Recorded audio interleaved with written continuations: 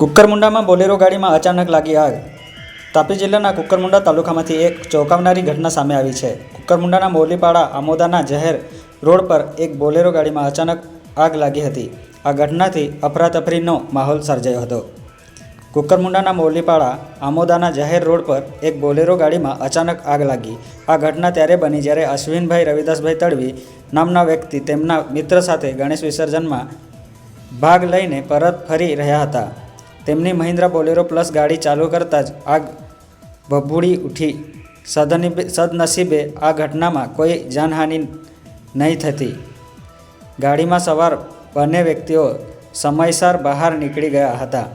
ઘટનાની જાણ થતાં જ કુકરમુંડા પોલીસનો સ્ટાફ તાત્કાલિક ઘટના સ્થળે પહોંચ્યો હતો અને વધુ તપાસ હાથ ધરી હતી. Suhas Vadvi, news time, Kukarmunda.